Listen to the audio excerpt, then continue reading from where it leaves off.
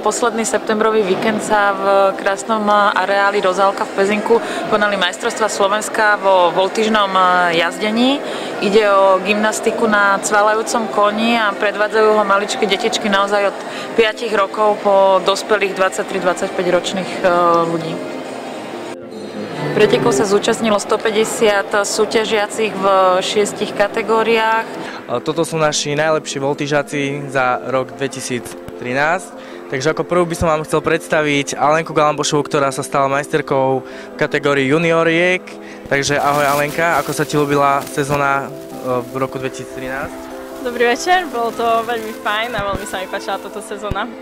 Spokojná so svojím výkonom tuto na majstrovstvách Slovenska? Veľmi. Mohol som cvičiť lepšie, ale som spokojná. A budúce plány do roku 2014? Máme nejaké? Neplánujem ešte, uvidí sa. Takže a tuto máme majsterku v kategórii starších detí, takže ako sa voláš? Sára Šoltesová. Na akom koníku si cvičila? Na Oliverovi Kínskom. A máš rada koníky? Veľmi. Ako si sa pripravovala na túto sezónu? Chodila som na tréningy. Ako často ste mali tréningy do týždňa? 4 krát do týždňa. Aké preteky sa ti ľúbili najviac za túto sezónu? Budapešť aj Frenštát. A toto sú majsterky v kategórii dvojíc, takže predstavte sa nám. Nikol Švajčiková.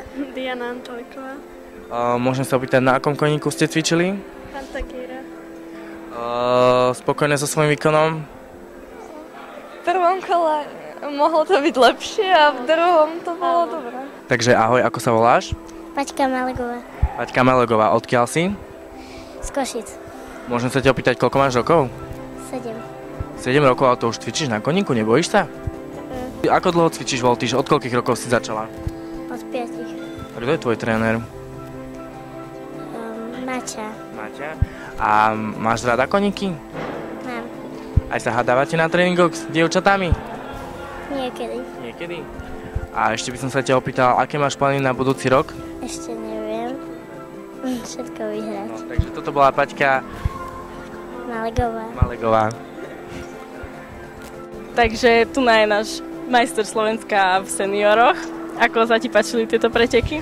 No takže tieto preteky boli veľmi pekné. Máš nejaké plány do budúcna?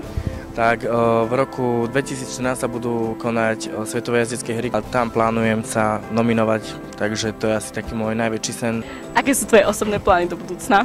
Takže moje osobné plány sú zmaturovať, ísť do zahraničia, chcel by som robiť fotomodeling. Na voltížnych pretekoch sa hodnotí viacero aspektov, napríklad pri bovinej zostave sú to jednotlivé cviky, ktoré hodnotia rozhodcovia a samozrejme kôň. Pri voľných zostavách je to technické prevedenie, umelecký dojem a keďže sme konský šport, tak samozrejme opäť kôň. Kôň, známka zákonia je veľmi dôležitá a preto ju hodnotia vždy dvaja rozhodcovia z tých 4 alebo 6. A pri koňovi sa hodnotí samozrejme jeho chody, impuls, takisto sa hodnotí jeho poslušnosť a keďže preteká kôň, cvičenie za lonžer, tak sa hodnotí aj to, ako lonžer vedie koňa a ako sa správajú na kruhu cvičenci. Voltížny kôň by mal byť poslušný, mal by mať veľmi dobré chody, mal by mať chody pravidelné a dobrý vznos, aby sa na ňom dobre cvičilo. A keďže sa cvičia nielen jednotlivce, ale aj dvojce a trojice, tak správny voltížny kôň by mal túto trojicu uniesť bez toho, aby na ňom bolo viditeľné akékoľvek zaváhanie, či už zmena ruchu, chodu alebo vznosu a musí byť 100% poslušný, vtedy dostane známku 10. Voltíži sa venujem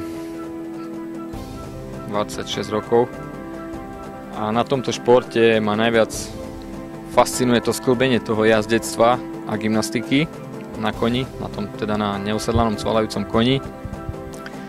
Ale zároveň táto disciplína je výnimočná tým, že vlastne upevňuje tímového ducha toho tímu.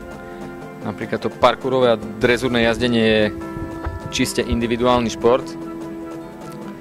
Ale to práve ma na tej voltíži baví, že musí teda tam v kategórii skupín zabojovať celá skupina. Proste je to tímový šport.